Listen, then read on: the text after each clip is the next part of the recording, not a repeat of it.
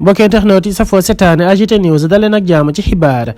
Cheikh Amar daal dinay génn gannaaw benn absence bu yàgg-yàgg boo xam ne moom amoon na ko waral ab wéradi goo xam ne amoon na ci yaramam ak itam l'accident bi nga xam ne moom defoon na ko moom nag daal dinay addu ci li nga xam ne moo ñeel situation politique bu Sénégal moom Cheikh Amar mu ne nag li nga xam ne xew na ci réew mi nekkut loo xam ne lu jaadu la moom nag nee na Ousmane Sonko dafa nekk koo xam ne moom considéré na ko bu baax a baax ndax gis na ne c'est un leader politique boo xam ne il a de l'avenir waaye nag tamit journalistes yi ak ñi nga xam ne dañ nekk ay analystes ñoom ñëpp nañ dem gëstu ji bu baax a baax ci li nga xam ne moom moo ñeel troisième candidature bu président Macky Sall ndax texte yi loolu la wax ndax itam nañ dem laaj ko lijjanti ndax moom mandaawam bi njëkk di 7 ans ndax mandat boobu daf ko ci boole ou pas loolee nag nekk ay question yoo xam ne dañ koy posé wu moom nag Cheikh Amar mel ni yenn jeunes yi ñu ngi koy tontu naan kan terrain bi da ko fee bàyyi ndax moom président Macky Sall moo taxaw devant la télé xamal sénégalais yëpp que ne moom ñaari ay la amoon ay bu njëkk bi 7 ans la bi ci topp moo di 5 ans muy ñaari mandat yoo xam ne def na ko ci réew mi bu jeex takk mat sëkk nekk li nga xam ne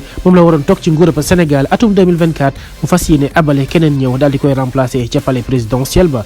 mbokk internet yi safoo seetaan AGT News abonné leen suñu chaîne saa su ne ngeen di am ay xibaar yu wér te wóor